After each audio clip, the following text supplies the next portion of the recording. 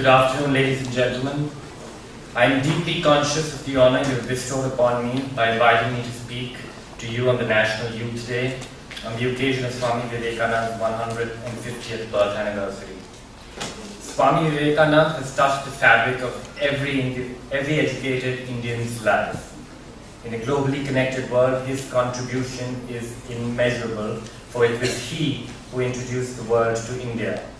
Not the India, the land of elephants and snake charmers, kings and queens, but India, the land of profound knowledge, deep mystic spirituality, and philosophies whose origins are lost in the mists of time. Swami Vivekananda introduced the world to India as she was at that time. So what is an Olympic gold medalist doing here on the podium talking to you about Swami Vivekananda? I am here to share my story with you, to show you that whatever your goal may be, there is only one path to success.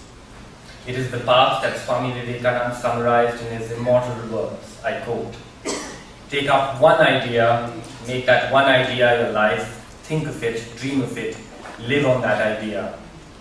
Let the brain, muscles, nerves, every part of your body be full of that idea, and just leave every other idea. That is the way to success."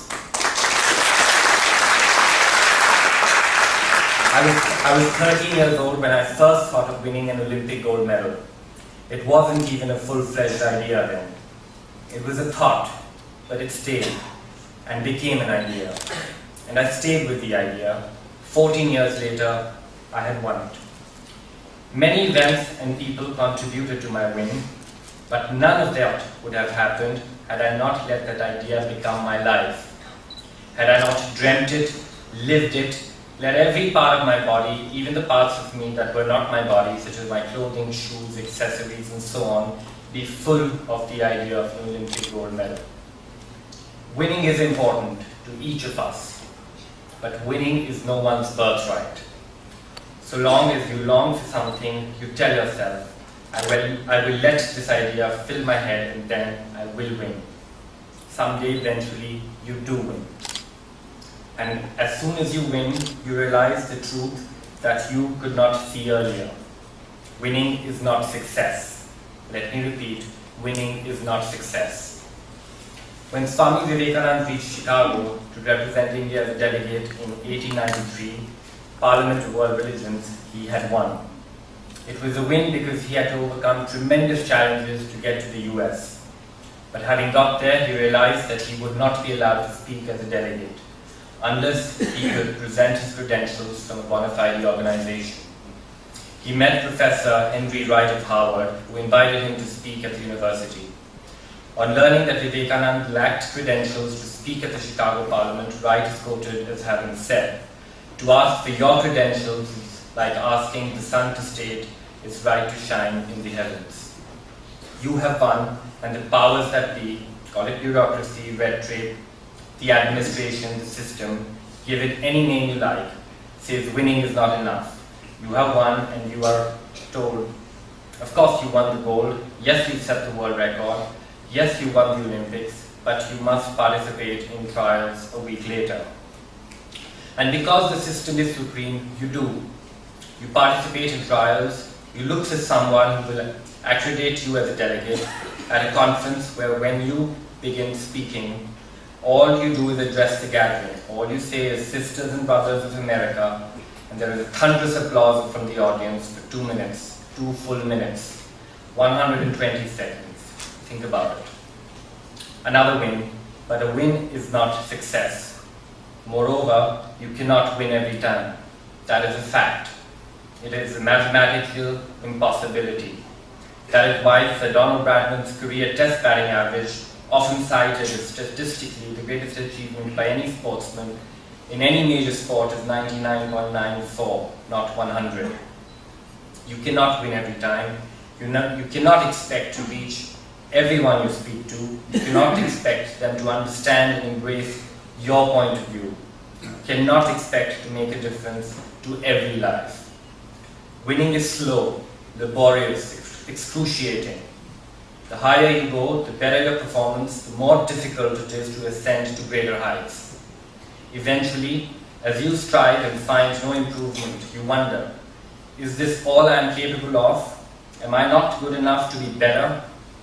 But you grit your teeth and soldier on. You hang in there, patient, persistent, persevering, until at last you find a way, a solution. And yes, you can see another win.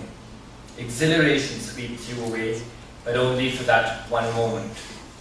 Almost immediately, anxiety, almost handmade into exhilaration, whispers, will it stay? Will I succeed the next time too? You may or you may not win. It is an unforgiving world. When you lose, everyone says, he's lost the magic. They write you off. They are looking for the slightest chink in your armor, scrutinizing your face, your body language, your every word, as you struggle not to show them the slow bleed inside of you. You face a barrage of questions at a press conference when all you want to do is hide away and lick your wounds to find some calm amidst the chaos raging inside and around you. So what is success? Success is understanding that there is no finish line to greatness. Success is giving your all, pouring everything you have, everything you have ever known or been, into what you do. Winning is an outcome. It may happen or it may not. It is the pursuit of winning that defines success. How do you find success? How did Swami Vivekananda find success? Knowledge and faith, his twin towers of strength. His incredible knowledge of both Hindu scriptures and philosophy, coupled with the familiarity with Western thought, is what allowed him and him alone to breach the barriers between the East and the West. He knew what to say, but the depth and the breadth of his knowledge also meant he knew how to say what he wanted to say. I am a shooter. I do everything I can to stay in form, but form can betray, as it often does, not me alone, but anyone, everyone. When my body or mind or technique betray me, I fall back on my success formula, knowledge and faith. I have worked all my life to know the innards of my sport. I have tried innumerable fabric cuts and fits as shooting gear, trying to find that one that works best for me. I've experimented with rubber from Ferrari tires on my rubber-soled shoes because I thought that might give me an edge. I've shot at a bullseye with lights flashing, people shouting and clapping, actively trying to distract me. I've embraced all of this because I believe in being totally prepared. Knowledge is not my ally, it is my weapon. Over the years, I've acquired enough knowledge about my sport and myself that whether I win or lose, I gain something from it. When I win, the gain is obvious, but when I lose, what could I possibly gain? I gain more knowledge, more faith. I recognize which element was out of place, what could have contributed to the loss, and I reward myself with the realization that I did some things right.